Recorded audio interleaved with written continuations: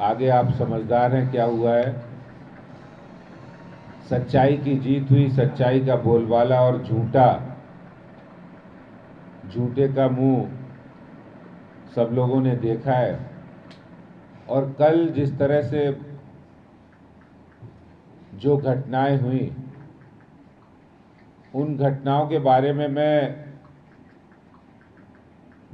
मैंने बहुत सारी बातें बताई हैं, लेकिन आज मैं उस बात के बारे में आपको बताना चाहता हूं जिसके लिए आम आदमी पार्टी के नेता भारतीय जनता पार्टी के ऊपर तमाम आरोप लगा रहे थे।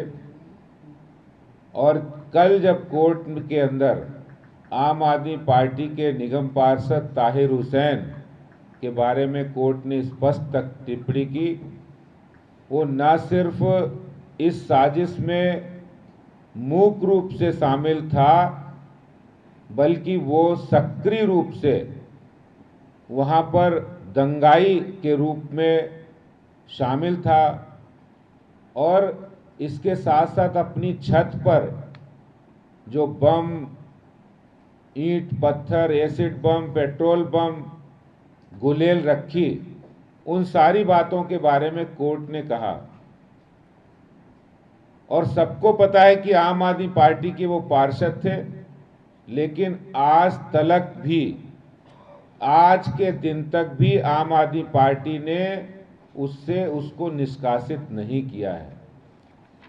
ताहिर हुसैन सिर्फ साजिश करता ही नहीं, दंगे में भी सक्रिय रूप से शामिल था, ये माननीय अदालत ने कल की टिप्पणी में कहा है।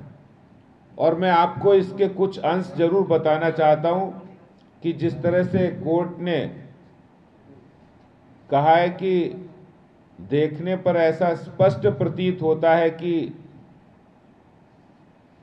हिंदू समुदाय के लोगों की संपत्ति को आग के हवाले कर दिया गया। और ताहिर हुसैन के साथ जो लोग थे वो सिर्फ मूक दर्शक ही नहीं थे, बल्कि वो सक्रिय रूप से दंगों में शामिल थे। और उनका मुख्य उद्देश्य हिंदू समुदाय की संपत्तियों में आग लगाना, उनको नुकसान पहुंचाना, उनकी हत्या करना। और आपको पता है 53 निर्दोष लोगों की उसमें मौत हुई थी। आम आदमी पार्टी जो दंगाइयों की पार्टी बन चुकी है, ये भारतीय जनता पार्टी नहीं बल्कि अदालत की टिप्पणी है। दिल्ली के मुख्यमंत्री ने उसको पार्टी से नहीं निकाला है। मैं आपको स्पष्ट कर देना चाहता हूं कि आम आदमी पार्टी से उनको निलंबित किया गया है, लेकिन 2 साल से जेल में होने के बावजूद आम आदमी पार्टी ने उसको निष्कासित नहीं किया है। मैं केजरीवाल से पूछना चाहता हूं कि कौन सी मजबूरी है जो आप अभी तक आम आदमी पार्टी के दंगाई पार्षद को आप नहीं निकाल पा रहे हैं। वो मजबूरी आप बताइए कि कौन सी मजबूरी है कि जिसने दिल्ली को तबाह करने की साजिश रची, हिंदू समुदाय के लोगों को निशाना बनाया, उनको अभी तक आपने पार्टी से निष्कासित नहीं किया है। और आपको पता होगा अभी कुछ ही दिन पहले आम आदमी पार्टी की कार्यकर्ता निशा सिंह को 5 साल की सजा हुई है, 7 साल की सजा हुई है। जहांगीरपुरी के दंगों में अंसार जो आम आदमी पार्टी का कार्यकर्ता वो शामिल था। किसी से बात छुपी नहीं है कि आम आदमी पार्टी दंगाइयों की पार्टी बन गई है। और ये सिर्फ राजनीतिक आरोप नहीं है, ये सबूत भी साथ मिल गए हैं। मैं आज उस चिट्ठी का, सिसोदिया जी की उस चिट्ठी का जिक्र करना चाहता हूं कि चिट्ठी इन्होंने लिखी। इस चिट्ठी के लिखने के उद्देश्य के बारे में भी बताना चाहता हूं। पश्चिम बिहार के अंदर आम आदमी पार्टी के कार्यकर्ता जाते हैं, बोले विधायक ने भेजा है, आप एमसीडी कार्रवाई करेगी, आपको आपके हमारे विधायक बचा लेंगे, 55,000 रुपया दे दो। ये आम आदमी पार्टी के विधायक कर रहे हैं। मैं आज ये कहना चाहता हूं, आज हमने एक पत्र जनता जनार्दन के नाम लिखा है। और इस पत्र में साफ लिखा है कि दिल्ली के अंदर आम आदमी पार्टी रोहिंग्या बांग्लादेशियों को जो संरक्षण दे रही है, जिस तरह से इनके विधायक संरक्षण दे रहे हैं, इसके खिलाफ जनता को आगे आना है। और मैंने इस चिट्ठी में साफ लिखा है कि दिल्ली में रोहिंग्या बांग्लादेशी मुसलमानों की समस्या जो बढ़ती जा रही है, दिल्ली की सरकार इन सब लोगों को वोटर कार्ड, आधार कार्ड, राशन कार्ड, मुफ्त में बिजली कनेक्शन और पानी का कनेक्शन, पानी और उनके बुजुर्गों को भी विधायकों को निर्देश दिए और इसके लिए विशेष अभियान शुरू किया है। इसीलिए इनके विधायक उनको संरक्षण देने का काम कर रहे हैं। इसीलिए वो मनीष सिसोदिया के पत्र लेकर लोगों को धमकाने का काम कर रहे हैं। मेरा दिल्ली की जनता और भारतीय जनता पार्टी के राष्ट्रभक्त कार्यकर्ताओं से निवेदन है कि आप कहीं भी रोहिंग्या बांग्लादेशी हैं, उनके बारे में आप बताइए, उनकी जानकारी दीजिए।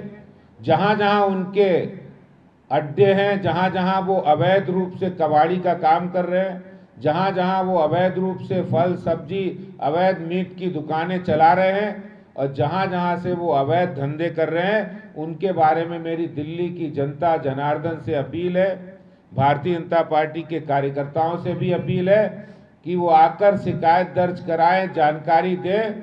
भारतीय जनता पार्टी दिल्ली नगर निगम इसके खिलाफ कार्रवाई करेगा और इसके साथ ही साथ जो भी जानकारी होगी हम वो जानकारी दिल्ली पुलिस को भी उपलब्ध कराएंगे।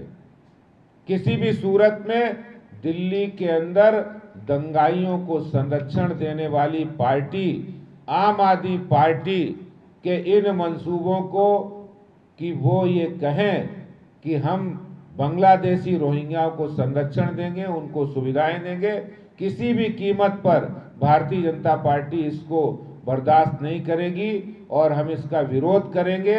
और दिल्ली की जनता जनार्दन से हम अपील करते हैं कि इस मुद्दे को लेकर कोई भी जानकारी आपको मिले वो जानकारी हमें दे, ताकि इसके खिलाफ ये कार्रवाई, ये मुहिम, ये अभियान तेज किया जा सके। और आपका साथ मिलेगा तो निश्चित रूप से दिल्ली की जनता का साथ मिलेगा, भारतीय जनता पार्टी के कार्यकर्ता सक्रिय रूप से लगेंगे तो निश्चित रूप से दिल्ली में एक बड़ा परिवर्तन इन भविष्य के अंदर और वर्तमान में बड़ा परिवर्तन देखने को मिलेगा। मैं यही बात आपके बीच कह रहा हूं। बहुत बहुत धन्यवाद। आदेश जी, पुष्ट और अपुष्ट रूप से आपको क्या लगता है कितने रोहिंग्या दिल्ली में हो सकते हैं? देखिए, पिछली बार की रिपोर्ट है जिसमें लगभग 5 लाख से के आसपास बांग्लादेशी रोहिंग्या है, जिसमें अधिक बांग्लादेशी है, रोहिंग्या कम है। लेकिन गत दिनों में देखा गया जिस तरह से आम आदमी पार्टी संगठित रूप से इनको संरक्षण देने का काम कर रही है और दिल्ली के उप मुख्यमंत्री मनीष सिसोदिया ने विधायकों की बैठक बुलाकर उसमें स्पष्ट निर्देश दिए हैं कि बांग्लादेशी रोहिंग्याओं को उनको राशन कार्ड बनाइए, उनके आधार कार्ड बनाइए, उनके वोटर कार्ड बनाइए और उनको संरक्षण दीजिए, बिजली पानी के कनेक्शन दीजिए, उनके बुजुर्गों को पेंशन दीजिए और इसके साथ साथ उनके बच्चों के एडमिशन भी स्कूलों में कराइए।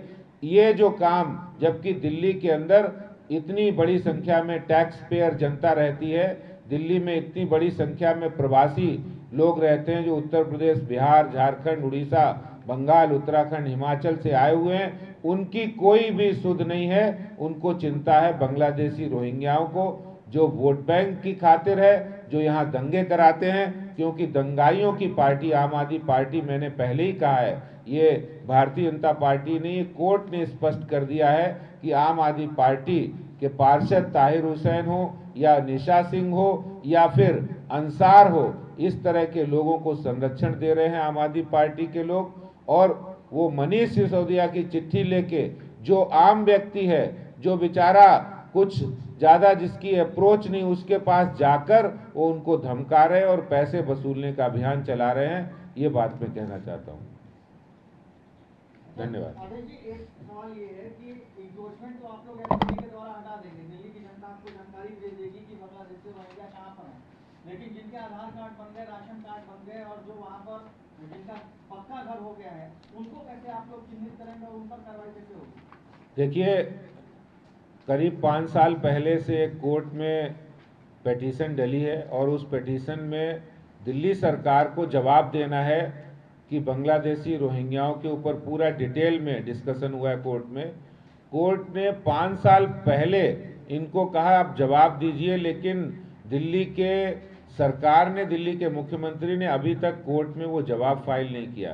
तो हम निश्चित रूप से दिल्ली की जो जनता है, जो करोड़ों लोग, 2 करोड़ से ज़्यादा दिल्ली की जनता है, जो ये चाहती है कि हमें वो सुविधाएं मिले, हमारे लिए संसाधन हो और दिल्ली सरकार दिल्ली के लिए काम करे, ना कि बांग्लादेशी रोहिंग्याओं के लिए करे, दंगाइयों के लिए करे, वो दिल्ली वासियों के लिए करे, इसके लिए हम दबाव बनाएंगे। तो ये जनता आपको किस तरीके से जानकारी इसकी मुहैया कराएगी, कैसे आप उनकी भी पहचान छुपाए रखेंगे ताकि वो ना डरें? बिल्कुल, हम किसी भी सूरत में दिल्ली की जो आम जनता है, भारतीय जनता पार्टी के कार्यकर्ताओं के माध्यम से या वो स्वयं आकर कार्यालय हमें जानकारी देंगे और हमें जानकारी उन्होंने देना प्रारंभ कर दिया है। मुझे कई जगह से, चाहे वो किराड़ी हो, बुराड़ी हो, रिठाला हो, इधर पूर्वी दिल्ली के इलाके हो, दक्षिणी दिल्ली हो, बदरपुर हो, मदनपुर खादर हो, ओखला हो, कई जगह से वो जानकारियां मिल रही हैं। उन जानकारियों पर भी कार्रवाई चल रही है और आगे भी मैं इसीलिए आज आया हूँ कि जनता जनार्दन के बीच ये बात जाए, जिससे कि दिल्ली की जनता बात को समझे और उस बात की जानकारी हमें दे। धन्यवाद। नमस्कार, मैं हूं मानक गुप्ता। अगर आपको हमारा ये वीडियो पसंद आया हो तो इसे लाइक और शेयर जरूर करें और हाँ, हमें सब्सक्राइब और फॉलो करना ना भूलें ताकि आप देश और दुनिया की कोई खबर मिस ना करें।